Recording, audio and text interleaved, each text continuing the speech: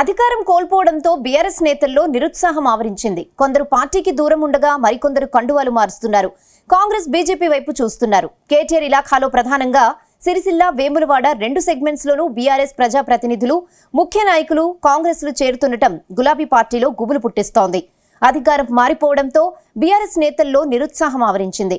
దాంతో లోక్సభ ఎన్నికల్లో ఈసారి ఆ నియోజకవర్గాల్లో బీఆర్ఎస్ పార్టీ అభ్యర్థులకు తిప్పలు తప్పేలా లేవు.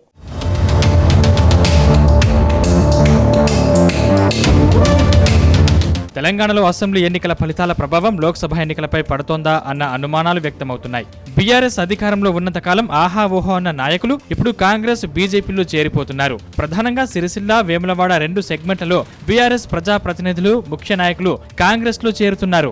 లోక్సభ ఎన్నికల షెడ్యూల్ వెలువడడంతో కాంగ్రెస్ పార్టీలోకి చేరికలు పెరిగాయి. మరోవైపు ముఖ్యమంత్రి రేవంత్ రెడ్డి గేట్లు తెరిచాం అని ప్రకటించడంతో చేరికల్లో ఊపందుకుంది. వేములవాడ ఎమ్మెల్యే ప్రభుత్వ వైపు ఆది శ్రీనివాస్, సిరిసిల్ల నియోజకవర్గం ఇన్ఛార్జి కేకే మహేందర్ రెడ్డి ఆధ్వర్యంలో కాంగ్రెస్ లో చేరికల పరంపర కొనసాగుతోంది. లోక్సభ ఎన్నికలు 4 విడతల్లో ఉండడంతో చేరికలు మరింత పెరగనున్నాయి.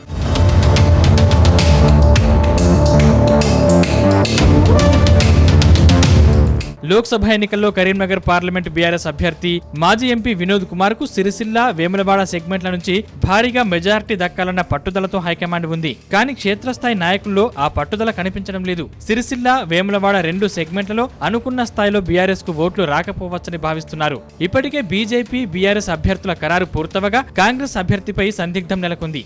ఇప్పటి వరకు ప్రకటించిన బీజేపీ, బీఆర్ఎస్ అభ్యర్థుల్లో బీజేపీ వైపే సిరిసిల్ల, వేములవాడ నిలుస్తుందని భావిస్తున్నారు.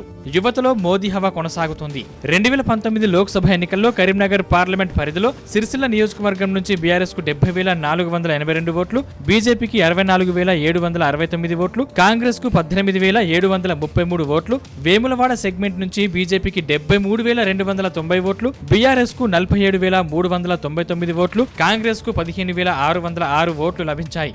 ఈసారి బీజేపీ ఓట్ బ్యాంక్ పెరుగుతుందని భావిస్తున్న వేములవాడలో కాంగ్రెస్ ఎమ్మెల్యే ఆది శ్రీనివాస్ ఉండడంతో కాంగ్రెస్ కు ఓట్ బ్యాంక్ వస్తుందని భావిస్తున్నారు. బీజేపీ, కాంగ్రెస్ ఉత్సాహంగా ఉంటే బీఆర్ఎస్ ను నేతలు వీడుతుండడంతో ఆ పార్టీకి ఇబ్బందికర పరిస్థితులు మొదలయ్యాయి. నియోజకవర్గంలో బీఆర్ఎస్ పార్టీకి పెద్ద దిక్కు కేటీఆర్ పర్యటనలు తగ్గడంతో ఆ పార్టీ నేతలు కారు దిగి కాంగ్రెస్ కు షేక్ హ్యాండ్ ఇస్తున్నారు.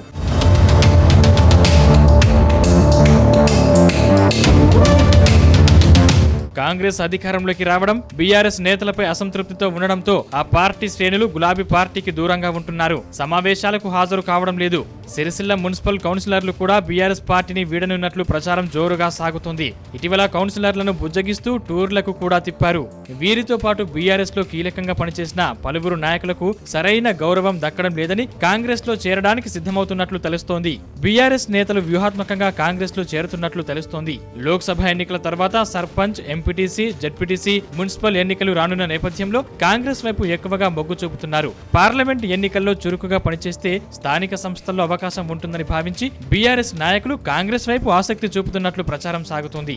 ఈ లోక్సభ ఎన్నికల్లో బీఆర్ఎస్ పార్టీకి గడ్డుకాలం తప్పేలా లేదంటున్నారు స్థానికులు.